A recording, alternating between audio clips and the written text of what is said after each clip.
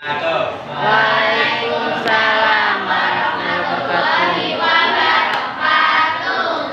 Kami dari kelompok 1 ingin mempresentasikan hasil diskusi kami tentang laporan keuangan. Sebelumnya, perkenalkan, nama saya Marlana Susilo. Perkenalkan, nama saya Sri Nawati. Perkenalkan, nama saya Muhammad Saiful.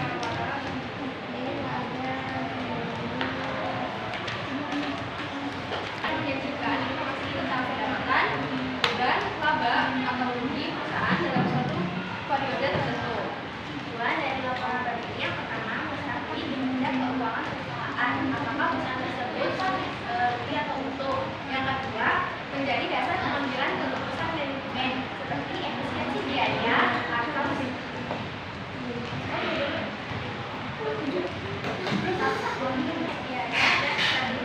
dan yang terakhir, memberi informasi kepada investor atau kreditur tentang kemampuan perusahaan mengerjakan keuangan. Laporan perubahan modal adalah laporan yang menunjukkan perubahan modal pemilik dalam suatu periode akuntansi akibat adanya tambahan investasi, laba rugi dan pengambilan pribadi. Tujuannya adalah menjelaskan faktor-faktor yang menyebabkan modal bertambah dan berkurang. Yang kedua, memberi gambaran jelas tentang modal perusahaan. Yang ketiga, menjadi dasar untuk menilai kekuatan modal dan kebijakan pembagian laba.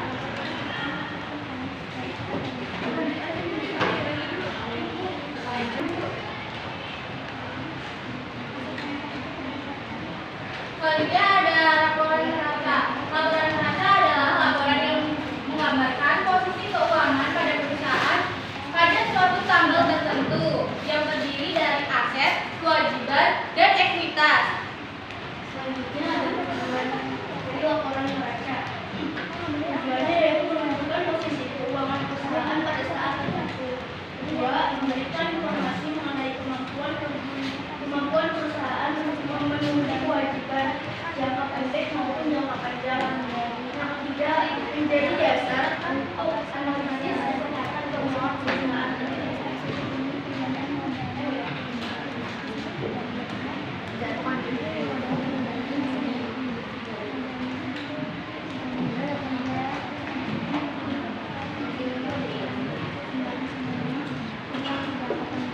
Ada laporan bagi. Laporan bagi ini diambil dari worksheet bagian income statement, mulai dari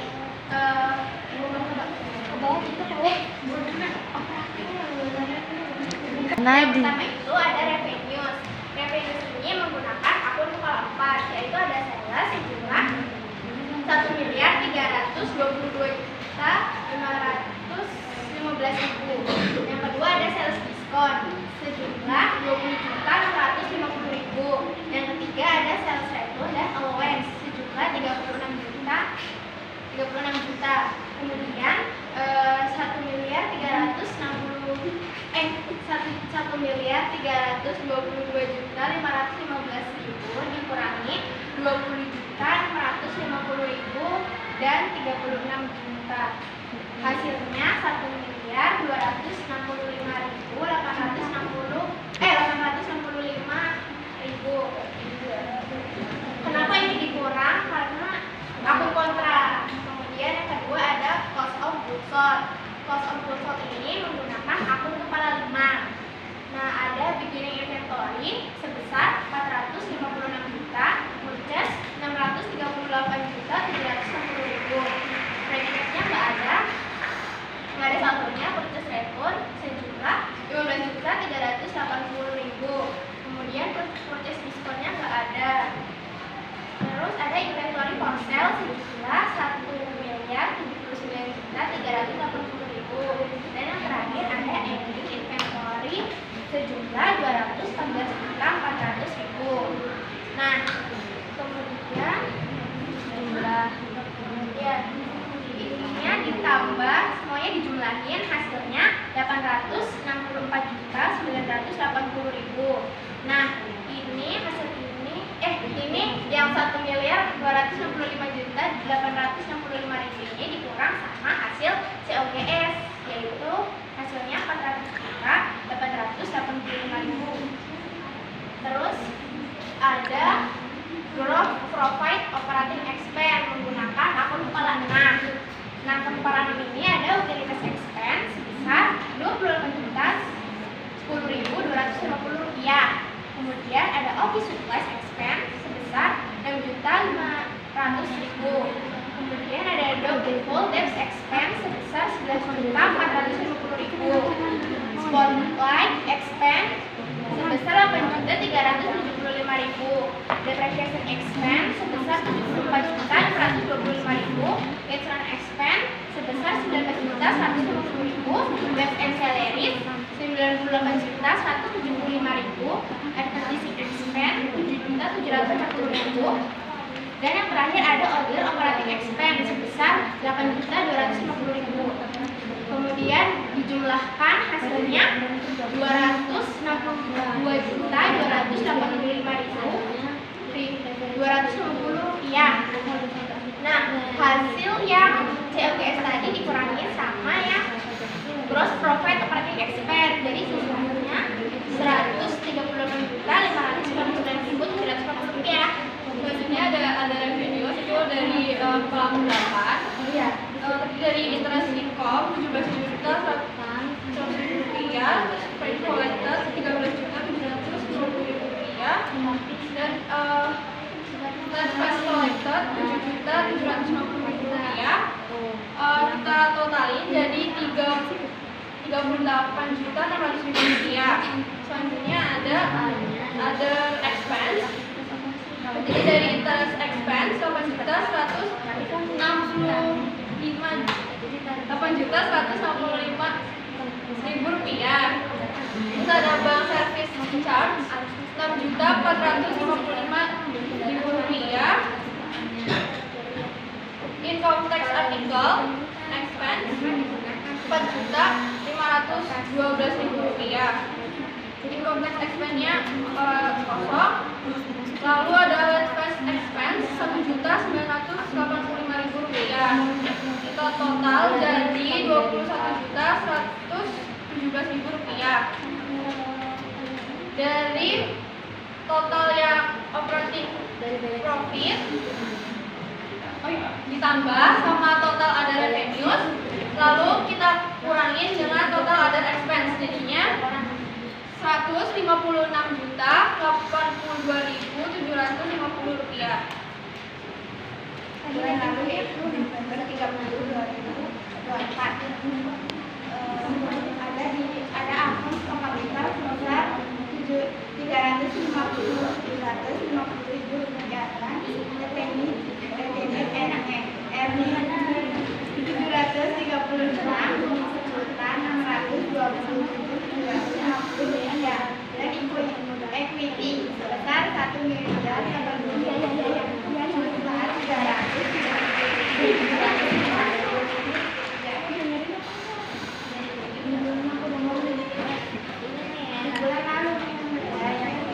Terus ada addition capital, ada net income di rekening IT sebesar Rp1.856.082.750 dan equity-nya sebesar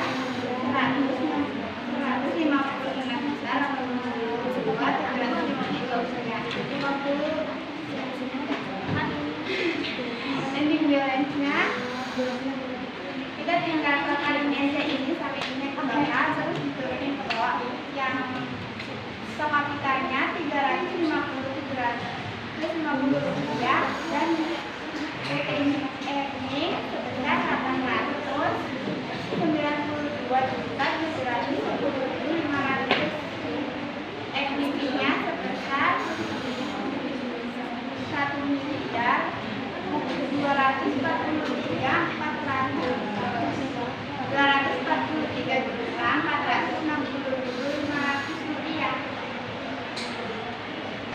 Akun aset sebenarnya yang pertama ada cash in bank.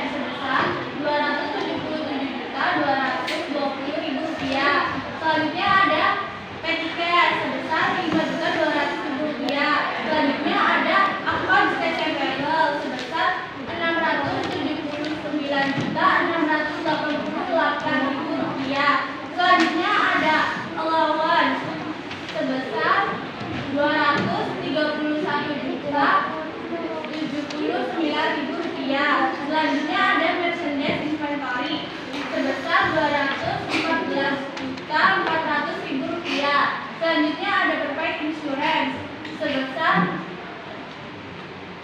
34 juta. Selanjutnya ada paid receivable, tidak ada nominalnya jadi kita kosongin. Terus di sini ada paid in, di sini juga nggak ada nominalnya jadi kosongin. Selanjutnya ada prepaid income tax artikel 25 sebesar 12.100.000 rupiah. Terus semua total aset ini ditotalin jadi total current aset sebesar 1.9.829.000 rupiah. Selanjutnya ada fixed asset. Yang pertama ada akun land sebesar 450 juta. Selanjutnya ada building sebesar 780 juta. Selanjutnya ada akumulasi depreciation building sebesar 223.425.000 rupiah. Selanjutnya ada equipment sebesar 285 juta. Selanjutnya ada akumulasi depreciation equipment sebesar 171.500.000 rupiah. Semua total fixed asset ini ditotalin, totalnya jadi 1.120.075.000 rupiah. Total current asset ditambah sama total fixed asset, jadinya total aset sebesar 2.129.904.000 rupiah.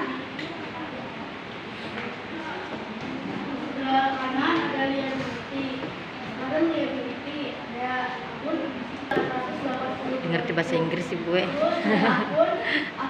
Taunya kredit utang tuh. Sebesar 47.625.000 rupiah. Terus ada akun VAT payable sebesar 60.646.000 rupiah. Terus ada saldo, karena di sini tidak ada nominal, jadi tidak income tax artikel 21 payable sebesar 2.650.000 rupiah. Terus di sini ada akun income tax artikel 22 payable, karena di sini tidak ada nominalnya, jadi tidak di catat lagi. Terus ada akun income tax artikel 25/29 payable sebesar 1.540.000 rupiah.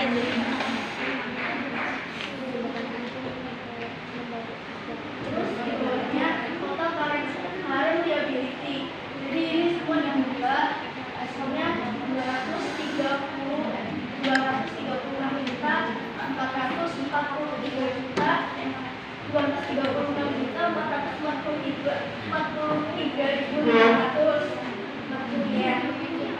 Terus di bawahnya ada long term liability.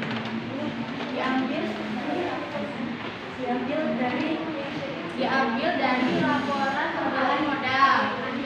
Equity-nya sebesar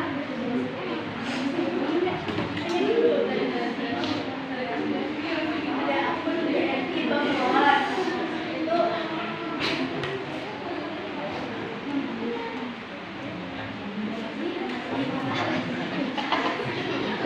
Langsung panik ya. 650 juta rupiah. Terus setelah itu total liability dan BNI bawaan sebelah. Jadi hasilnya totalnya 886.443.500 rupiah. Lanjut ada equity. Equity diambil dari laporan perubahan modal sebesar 1.243.460.500 rupiah. Total equity 1.243.460.000 rupiah. Total liability yaitu total liability dari 886.443.500 rupiah dan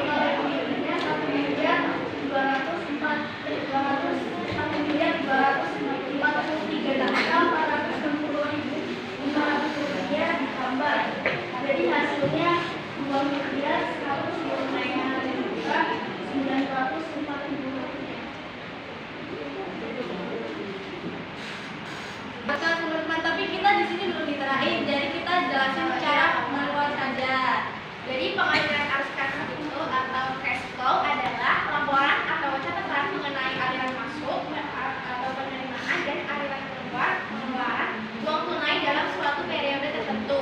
Arus kas menunjukkan dari mana perusahaan mendapatkan uang dan bagaimana uang tersebut digunakan. Tujuan arus kas adalah mengetahui kemampuan perusahaan menghasilkan kas demi membiayai operasional sehari-hari. Yang kedua, menilai likuiditas perusahaan. Yang ketiga, sebagai dasar pengambilan keputusan bagi konsumen. Yang keempat, mengukur efektivitas penggunaan data. Yang kelima, memprediksi arus kas di masa depan agar perusahaan bisa merencanakan kebijakan. Nah, jenis-jenisnya itu yang termasuk ada aktivitas operasi. Itu meliputi pengaruh kas dari transaksi-transaksi yang digunakan dari laporan laba rugi. Selanjutnya ada akun pembiayaan, meliputi sumber daya dari pemilik dengan pengembalian atas dan dari investasinya, serta peminjaman dan kreditor serta pelunasannya. Selanjutnya ada akun investasi dan pelepasan investasi dari neraca. Ada dua metode langsung, laba rugi atau neraca. Yang pertama ada aktiva. Aktiva itu harta lancar dan harta tetap, aktiva operasional dan aktiva investasi. Yang kedua ada pasiva, utang sama modal. Utangnya utang jangka pendek sama utang jangka panjang. Selanjutnya modal adalah aktivitas pembiayaan. Ini teman-teman formatnya tuh mirip sama laporan laba rugi. Di sini tuh keterangannya semua. Di sini nominal, nanti di sana ada total juga. Nah, di sini itu ada laba setelah pajak diambil dari laporan laba rugi. Nah, terus ini penyesuaian untuk semuanya ini aset lancar semua. Nanti akun kontrak akumulasi semua akun kontrak dari aktivitas operasi. Terus lanjut akun utang semua di sini. Terus ada arus kas besi dari aktivitas operasi. Terus total dari yang ini. Terus lanjut arus kas dari yang aktivitas investasi, yaitu ada peralatan, aset tetap, ada peralatan, gedung, tanah, sesuai sama perusahaannya. Di situ aset tetapnya adanya apa aja. Terus lanjut ada arus kas bersih dan aktivitas investasi dari total ini, nanti dijumlahin semua, nanti totalnya di sini.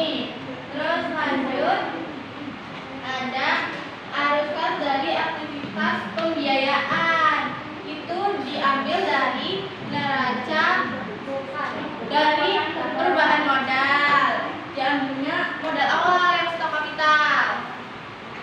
Nah, di situ nanti dalamnya. Terus nanti ini semua dijumlahin, hasilnya itu di sini. Hasilnya harus sama-sama yang di worksheet, yang testing back.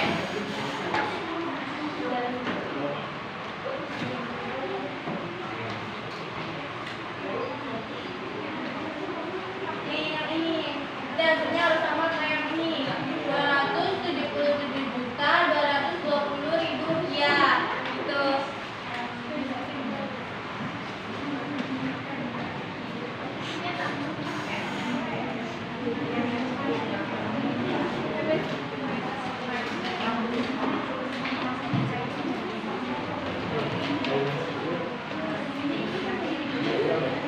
Memberikan gambaran menyeluruh mengenai kondisi keuangan perusahaan, membantu menilai kinerja serta menjadi dasar pengambilan keputusan ekonomi di masa mendatang.